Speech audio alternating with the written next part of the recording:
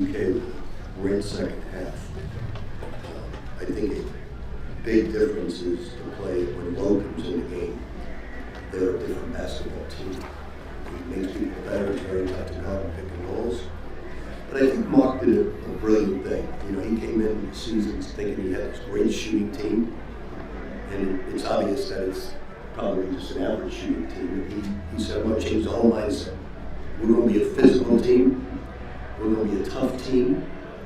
And they totally changed their personality of who they are. And I think that's a brilliant move by Mark. That's all he talked about was physicality and toughness. So I think he made a great change, but I think the injury guys have come back, makes them a much better basketball team. We played a brilliant defensive game in the first half. Disappointed that we keep getting dominated in the front court, on the backcourt especially. Last year we were one of the leading offensive rebounding teams in the country. This year we're just not getting it done in the offensive glass. So I congratulate Kentucky, terrific game, and we move on to Harvard in 2 days.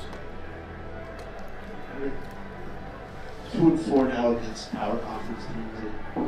How disappointed are you? Say it again. It's 2-4 for you guys against power conference teams. Are you disappointed with the non-conference, how you guys have played? I'm disappointed in any loss, but our job is to get better. We are a decent basketball team, nothing more than decent, and we've got to take decent to good, and that means you've got to play 2 great halves defensively. I think you can see that Jalen Lowe, him coming in, we don't have somebody coming in like him. That's our fault as a staff for not having a big time point guard that makes people better. Now I will say that outside of the fact that he never blocks out, Ian Jackson is improving, getting better and better. That's not his natural position, but he's doing a good job of getting better. But that's a big factor with us right now, and that's our fault as a staff not having a big time physical point guard. So it's something that we look at, but we've got to make sure that we do it with other players. But more so than that, I think our front court is not. We have a thing called goes, where in practice, how many times 3, 4, and 5 go to the glass. We want our 4s and 5s to go 80% of the time. And last year we were about 70. This year we're about 40%. So we're not going to the offensive glass and getting the missed shots back. So we got to keep on working on that. So to answer your question, no, I'm not disappointed. That's not my job to be disappointed or elated. My job is tomorrow to make the team better. Rick, what did you see from Jaden Quaintance for them, particularly in the second half, and how he impacted the game? Well, obviously he's got a great reputation. He's long. I think their length really bothered us in the first half. But we did a really good job. Sometimes with statistics, what doesn't show up, because you look at it and we didn't shoot real well, but then you got to also look at the fact that we took 32 free throws and got to the line. So that's part of offense as well. It doesn't go into the shooting percentage. So that's one of the strengths of our team. We're getting to the foul line and making our free throws. Can you just talk about the emotion going into this game, given your history with Mark and obviously the University of Kentucky? You know, if this was at Rupp, I think I'd have a lot of emotion, but I didn't have any emotion at all. I'm really proud of Mark. I think he's done a brilliant thing with changing the whole mindset of the team. Let's be tough, let's be physical. Doesn't surprise me he makes some change. That's why he's a Rhodes Scholar candidate. Rick, you mentioned Lowe a couple times coming back for Kentucky in the second half. What's the biggest difference that he gives out, especially on the offensive end when he's leading the... Well, he's very difficult to guard in a pick and roll, and he makes plays go into the rim like a tiny Archibald. You know, he can take the contact and still make shots. He can still make plays. So he's a really good pick and roll guy. They're a totally different basketball team when he's on the court. Coach, I believe you only had 2 fast break points. Was it a point of emphasis to 3 for 7? No, was it a point of emphasis to get fast break points, and what was it that caused you not to be able to? Well, we tried. They did a good job of getting back.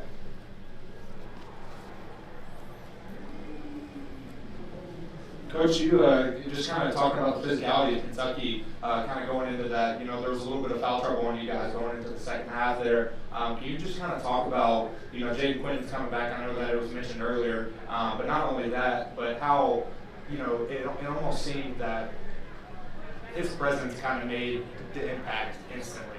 Can you kind of talk about how that maybe led to some foul trouble, the double tech there? I believe it was at the end of the first half, and just kind of explain or talk about that a little bit?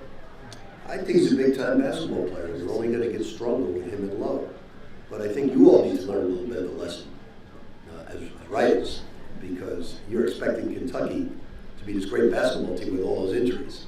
So you all need to learn a lesson, because you can't be a great basketball team without two of your best players, with no point guard, no big man. So I think everybody really exaggerates one game or two games or three games. Kentucky got blown out, and usually Kentucky doesn't get blown out of any game, okay? But you have to look at it when they come back, two gigantic pieces. So they're going to be a very good basketball team. They're going to have to keep playing smash mouth basketball and play like that physical team. And I give Mark all the credit in the world, because he's a big believer in finesse, big believer in shooting the three, and he said, hey, it's not working, let's change, man. So I give Mark a lot of credit. I'll take one more, okay, guys, we're going to get out of here. Rick, the point guard situation for the team, has kind of been a thing since before the regular season started. You sort of started out by telling us that you didn't need a point guard because of the type of offense that you guys ran. I mean, well, Raj, what would you like me to say? I'm waiting for Tiny Archibald to come back as that's what you have to do when you don't have one. You make a positive from a negative and say we got to do it collectively as a team. So what you want me to just complain and get their confidence down? Is that what you're looking for? no, I'm just looking at. Well, that's what it is. We don't have it, so we've got to make sure the other guys can bring it up, do the job. That's our fault in recruiting. We lost out on 4 different big-time point guards that we went after, and we got to make the best of the situation by collectively other people handling the ball and bringing it up. I wasn't saying that it was a rosy painting because of having no point guard. It's just that that's what we had to do. So I'm not going to get negative and just say what we don't have. We expected Dylan Darling to be a backup, and we lost all our recruits in that position, and we gained another position. So just got to make the best of it when that happens. It's like an injury. You have a key injury. Kentucky has a key injury to Lowe. And what do they have to do? They have to just make up for it. Now he comes back, they become much stronger. We got to just become much stronger. I can't do anything about the point guard spot. But we can do a better job with the backboard.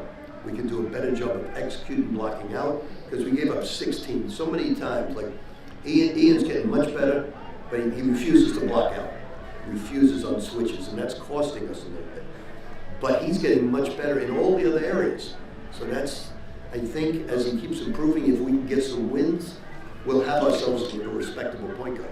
Do you think that the way that the team responds to giving up a lead is something less than what you would expect them to do?